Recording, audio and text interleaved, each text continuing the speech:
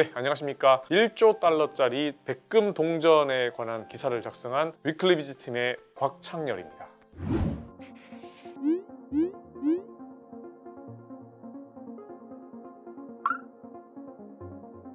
이 백금 덩어리가 있는데 이 백금 덩어리로 먼저 일단 동전을 만들고요. 근데 이 동전에 이거는 1조 달러다 이렇게 액면가를 부여하는 거죠. 사실 뭐 이런 게 다 있나 이런 생각이 들 수도 있는데요. 실제로 미국에서는 한 2-3년 정도의 주기로 이런 아이디어가 계속해서 등장하고 있습니다. 1조 달러면 현재 우리나라 환율이 1,300원 정도잖아요. 그러면 1,300조 원 정도 되는 동전이라고 할 수가 있죠.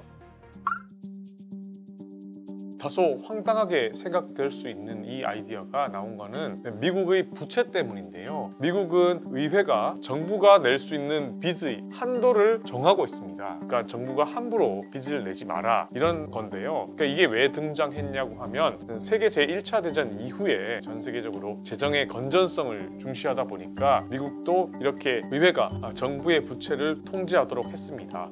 보통 행정부가 집권을 하게 되면 그 다음 선거를 의식할 수밖에 없잖아요. 그러면 또 선심성으로 정책을 펴게 되면 돈이 들잖아요. 그렇게 해서 정부는 빚을 더 내려고 하고 그러다 보니까 의회에서는 이걸 막으려고 하는 겁니다. 초창기에는 450억 달러가 정부가 쓸 수 있는 빚의 한도였는데요. 작년 말에 그 액수가 무려 31조 3,810억 달러. 그러니까 우리나라 돈으로 하면 4경 1,371조 원이라고 합니다. 어마어마한 숫자인 거죠. 그런데도 올해 1월 19일에 이 부채 한도를 다 써버렸다고 합니다. 만약 올해 6월까지 이 한도를 다시 늘리지 못하게 되면 이론상으로는 채무불이행, 그러니까 디폴트라고 하죠. 미국 정부가 디폴트에 빠질 수도 있다는 게 현지의 전망입니다. 그러면 이렇게 되면 국민들이 정부가 돈을 내서 이제 각종 보험 혜택을 받게 되는데요. 이것도 받지 못하는 사태가 벌어지다 보니까 이제 갖가지 아이디어로 등장을 하는 것 중에 하나가 이 1조 달러짜리 백금 동전인 겁니다.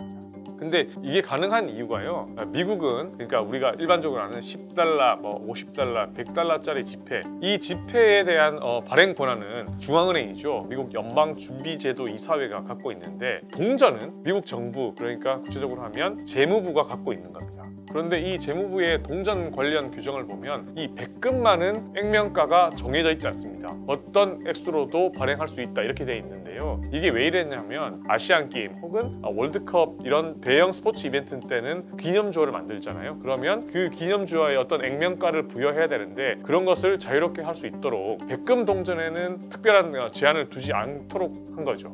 그래서 이렇게 해서 1조 달러짜리 심지어는 1,000조 달러짜리 백금 동전을 발행해서 다시 한번 부채 한도를 확보하겠다. 그러니까 늘리겠다. 이런 아이디어인 거죠.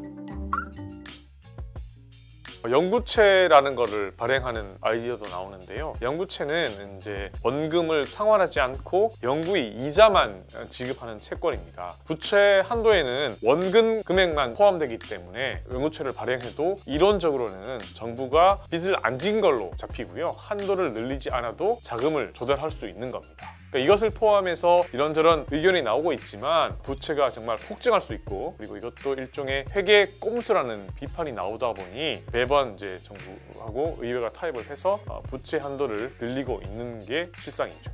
그래서 제1차 세계대전 이후에 미국이 부채 한도를 늘린 게 무려 100여 차례나 된다고 합니다.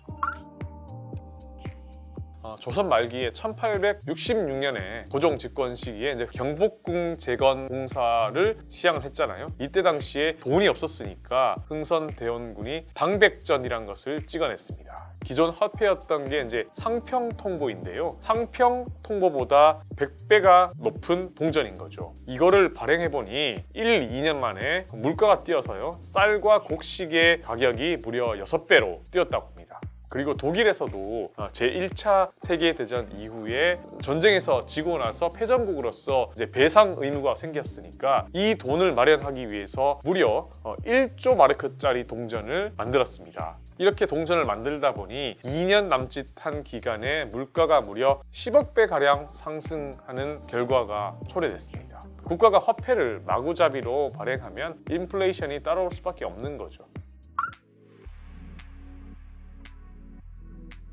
많은 전문가들은 연준이 이를 받아들일 가능성이 없다. 그러니까 동전을 발행하면 이거를 1조 달러라고 인정해 줄 수 없을 것이다. 왜냐하면 화폐 발행 권한이 중앙은행에 있는데 이거는 중앙은행이 아니라 정부가 그 마음대로 화폐를 만들겠다는 거잖아요. 연준의 독립성을 침해하게 되는 것이죠. 그래서 연준 의장을 지냈던 현재 미국 재무장관 제닛 옐런 씨가 기믹, 그러니까 속임수라고 말을 하면서 수차례 반대 의사를 공개적으로 밝히고 있습니다. 그럼에도 불구하고 이런 소리가 계속 나오는 거는 미국의 양대 정당이죠. 공화당과 민주당 사이의 부채 그리고 재정 건전성을 보는 시각 차이 때문인데요.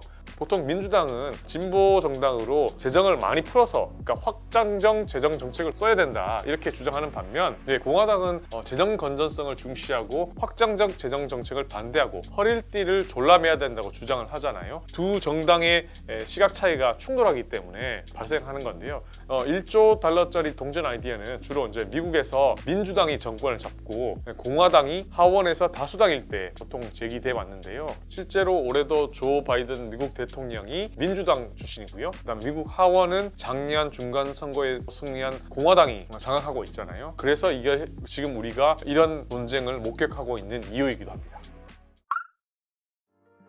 네, 우리나라도 재정 건전성 문제가 화두가 되고 있는데요. 그런데 아직까지 우리나라는 재정 준칙이라는 것을 도입하고 있지 않습니다.